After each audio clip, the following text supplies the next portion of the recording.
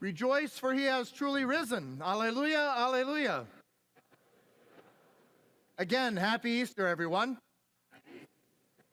My first question is to all of our youngsters here, and well, maybe a few of you who are not just youngsters, but maybe have a sweet tooth. Has the Easter Bunny showed up yet? Yes? Did the Easter Bunny show up? Not yet? Okay. How many of you have candy yet, okay, of the kids? There's somebody standing on the pew right there. So I wanted to tell you a story this Easter, a legend about how the Easter Bunny came to be. You know, we all think of bunnies as cute and fluffy and harmless. And in fact, you know, if you ever see one of these bunnies, they just look like you want to pet them and you know, they look like anything could harm them. But the legend goes that bunnies were not always like that. They once were fearsome carnivores. They were fearsome hunters. And they had very drab coats and very dark and cunning eyes looking for their next kill. But it just so happened that on the morning of Easter, in front of the tomb, there were only two of God's creatures there in front of the tomb. There were the soldiers who were there guarding the tomb, and there were a pack of ravenous bunnies. And then Jesus came forth from the tomb in his resurrected bodies, and the guards were so frightened, they ran away. But the bunnies stayed in the presence of the resurrected Christ and were transformed. Their coats became dazzling white, their eyes became blue, and the Easter Bunny was born. But there's a deep truth in that. If we put ourselves in front of the resurrection, if we allow the resurrection of Christ not to drive us away in fear, but to stand in his presence, he will not but help to transform us. He can't help but to transform us. If we allow the resurrection to penetrate our hearts, we change radically. We're going to begin a series of homilies during this Easter season of 180 degrees. And normally you think of that kind of radical change, that metanoia, as something that you do in Lent. You change from one way of not following the Lord to turning back to God. But the more radical change, the more radical metanoia, is not just to move away from sin back to God, but to change from our old way of life because of the resurrection and to live as disciples in this world radically differently because of the resurrection. I said at the very beginning of Mass, you know, if this were not true, we all, you know, everything we do, St. Paul even said this, we are the most pitiable of men. But yet we know that it is true because it has, this message of the resurrection has in fact changed lives. It changed the life of Peter. Remember Peter? Peter, who we heard would be this, he kind of was a blowhard. He says, Master, no matter whatever anyone else does, I will never leave you. And Peter, this night, you will deny that you even know me 3 times. And even on the day of the resurrection, when Peter hears that the tomb is empty, that he is risen, he runs to the tomb and he sees the burial cloths and he doesn't yet believe. But in the first reading today, when we had from the Acts of the Apostles, Peter has had the experience of the resurrected Lord, and it changed him 180 degrees. He changed to an entirely different person. Not a person who was afraid to proclaim that he even knew him, but he proclaimed him loudly even when the leaders of the people would eventually start to persecute him because of that faith.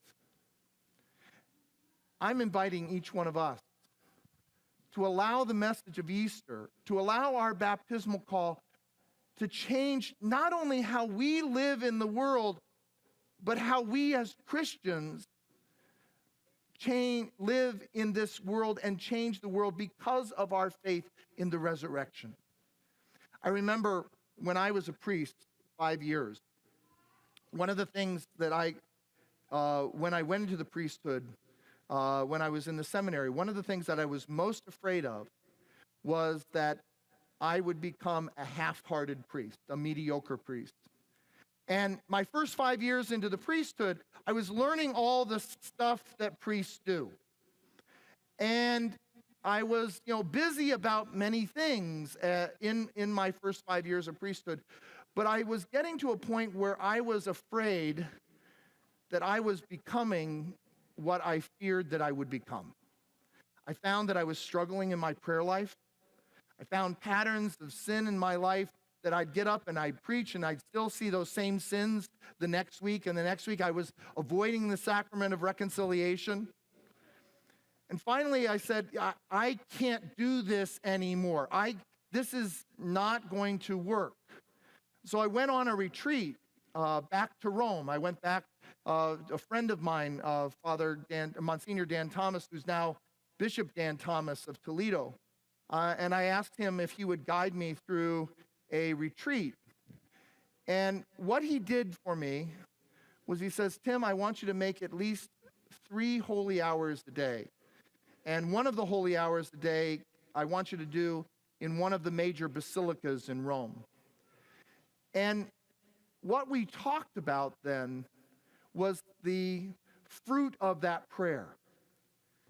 And it was in those times in front of the Blessed Sacrament, it was those times in those basilicas when I encountered the resurrected Christ in the Eucharist. And spending that time and allowing myself to be in his presence, he transformed me. There are very few moments in your life where you can say, this was a key moment in my life. There's a before and an after in your life. And for me, that was one of my befores and after. I was a different sort of priest after that experience. Now, that doesn't mean that I still don't struggle to stay faithful in prayer. It doesn't mean that I don't still struggle not just to do the work, but to remember what I'm about as a priest. And that's going to be true for all of you as well. Whatever is the thing in your life, we say, this is it. I can't do this anymore. And I'm going to invite you to spend time this Easter with the resurrected Lord, whether it's in front of the Blessed Sacrament, or whether it's at home at prayer, and I would encourage you to do it as part of this community, as part of this community of prayer in terms of the Scriptures, going through the Scriptures. This year of mercy offers all sorts of opportunities for us to encounter the Lord in a profound way. And when you do that, I know that that encounter might be a mountaintop experience, and you might come back down to the valley and you say, oh, it's still the same, but it's not. There is a before and an after. Remember, even Peter got confronted by Paul after the resurrection, and Paul had to call him to account for what he was doing. Peter was also the one who was about to leave Rome, and he saw the Lord, the vision of the Lord carrying his cross going back into Rome, and he says, Quo vadis, where are you going? And he says, back to Rome to die once again. And Peter turned back. When we have that experience of the resurrection in our life, it changes how we live out each day. It turns us around. There is a before and an after. And I'm encouraging and praying that the Holy Spirit touches our hearts this day, that maybe this Easter liturgy, this Easter morning, is that before and after for all of us here. That we're called to a deep, deep understanding of how Jesus touches our lives by the resurrection and how he sends us forth to live resurrected faith to change the world.